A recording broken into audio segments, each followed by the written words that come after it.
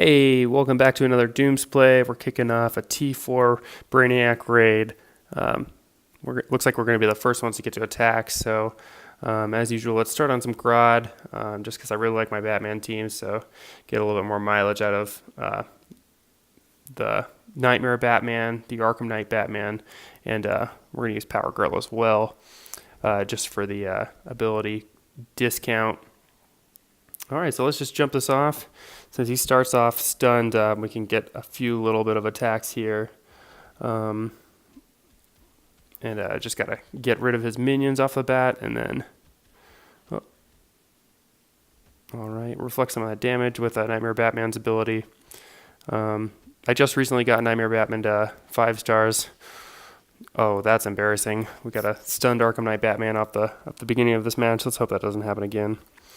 Again, the strategy here, just getting started with the Batman, is just to try to get up a little bit of a combo, but we're going to want to use our super ability pretty immediately just to get the damage bonus for the rest of the round. Neither one of these are maxed on promotion. Arkham Knight's still just a 4-star, and Nightmare's 5-star. But I believe at 5-star, Nightmare reflects quite a bit, like 75% of the damage off of basic attacks. Every once in a while I'm going to try to squeeze in his jump attack as well, just because it power drains a power bar, which is actually kind of cool. So alright, that's not too bad of a combo to get Nightmare Batman off on. That'll certainly be helpful in getting our damage in. I was usually scoring about 500,000 against Grodd with this team, but that was before I promoted Nightmare Batman, so hopefully we can get a little bit more damage than that this round. All right, and really it's just going to be tagging one and the other until Grodd's got his super like that maxed out, and we're going to sacrifice the Power Girl to that right now. Yep, there we go. So yeah, the passive ability for Nightmare Batman is on battle start, you get a 3-second advantage where they start stunned, so that's where I could kind of sneak in the damage at the beginning. And then the 75% chance to reflect 100% of damage on basic tag and swipe attacks. And then, like I said, his jump attack and power drain. I noticed it's not every time. It might just be when they block, it doesn't power drain. But for the most part, when you do the jump attack with Nightmare Batman, you're going to remove a power bar of them. So it's useful in arena more than it is in the raids, but we're just going to finish this strategy out for another minute, where we're just going to tag back and forth between these two cards and use their third ability. And thankfully, that ability takes so long that you have plenty of cooldown time in between your tag-ins.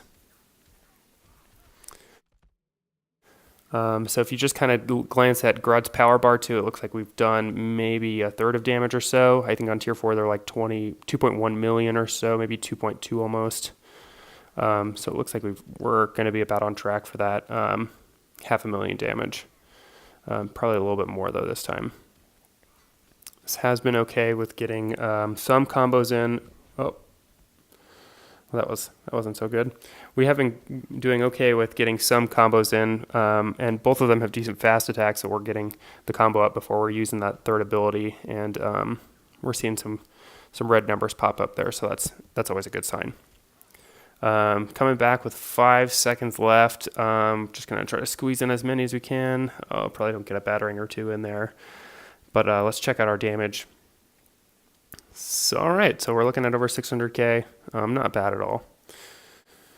We'll probably just do Grodd one more time, and then we can let somebody else finish him off.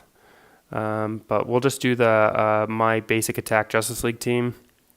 So since we have the Justice League Flash on it, it's a little bit more important that we go for bigger combos before we use our super, but using the super as early as possible is always going to be a good sign. It's going to be best just because we want the damage on all of our basic attacks too, since really this team does work with its basic attacks. So it's good seeing a bunch of red numbers popping up. Already getting a decent sized combo. Let's just hope he doesn't do the down swipe attack. All right, so over 50 at least. We're going to pop Flash off here in a sec.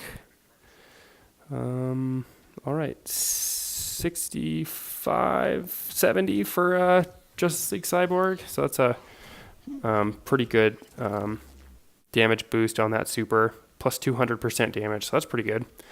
All right, let's just see if we can get a combo going again. He's probably going to disrupt it in a second, but we just have a little bit of time to build that up. That's why it's good to tag in and out. And there he is. That's why it's good at tagging out, because you build a power bar every time you tag a teammate in, so you get a little bit of a boost. And then you keep your opponent kind of like on his toes too. So when you tag someone in, usually you get a free attack in, and you can kind of keep a new combo going off of that. All right, so there's Flash's super on Grodd. So now we've got Flash and Cyborg. The thing about Aquaman's super is we want to determine whether or not we're going to let somebody die first, because he will revive someone, which is, it means we might get a little bit more damage than we otherwise would have.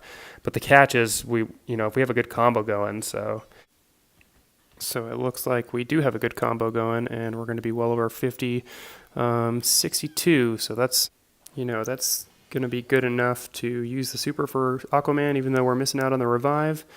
But that's okay. I think it's going to put us right on track for our damage. We're looking for around 1 million total damage on this pip use. So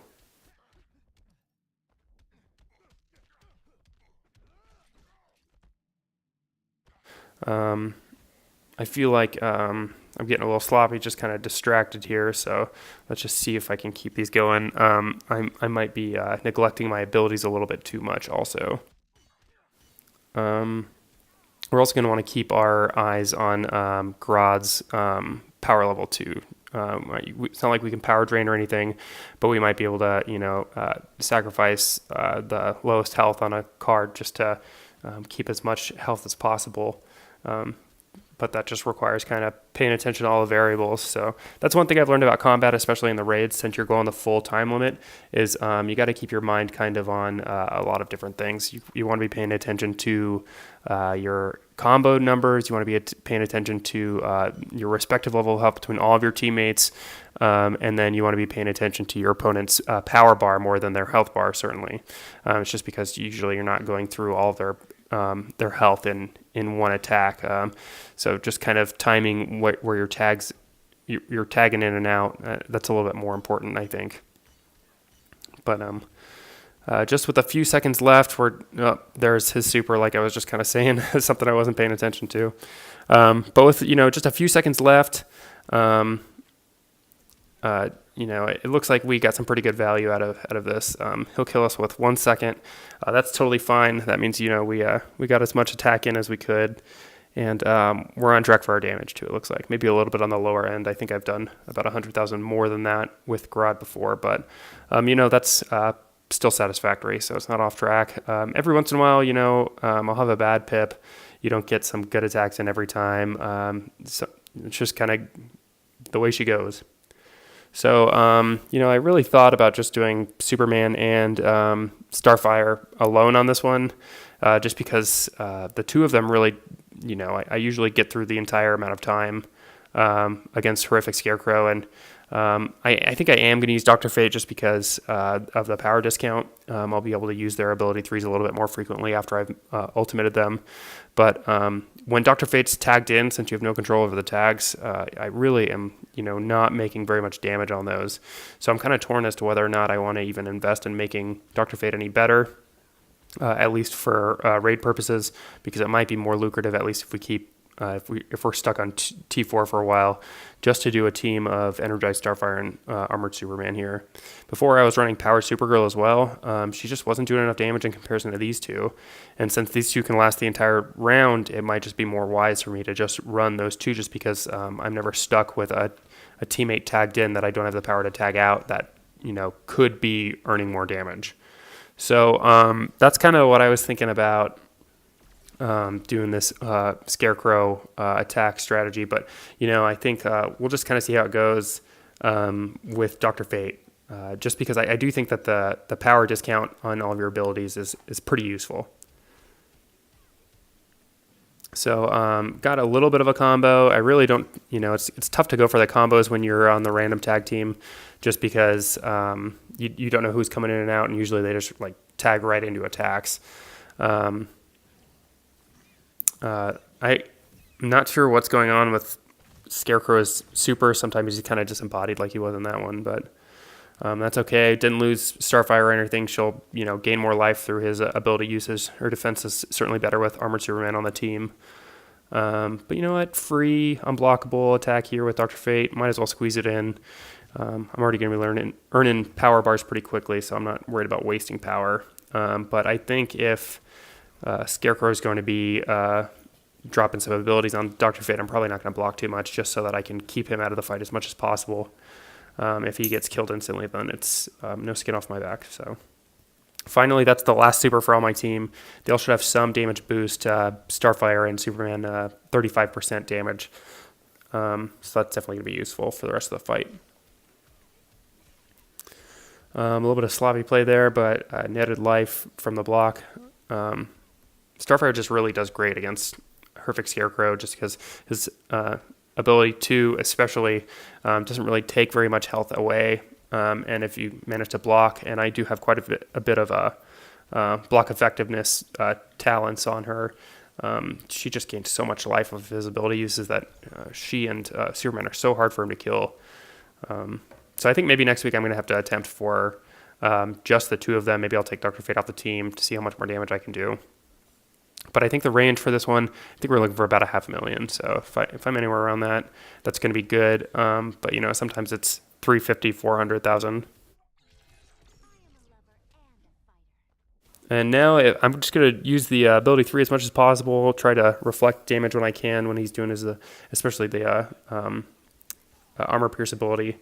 But otherwise, both of them have decent lethal hits, so I'm going to be punching through his blocks. And every time I get any kind of looking like a combo, I'm going to use an ability. Superman's ability 1, too, is not to be disregarded. Like the damage over time is excellent just because it gets through the defense, and it's really not too hard to crowd control with the AI always running backwards. So, all right, that's time. Let's look at our damage here. Looking at, all right, 465. Yeah, totally in range. I'm pretty happy with that. Broke 2 million. So it's not a bad amount of damage. I'm pretty happy with this raid. Definitely let me know what your guys' thoughts are. I'm curious to know what you think. Otherwise, let's just keep raiding together. We'll improve together, and we'll just see how it goes. I have to wait to see how the rest of the team does.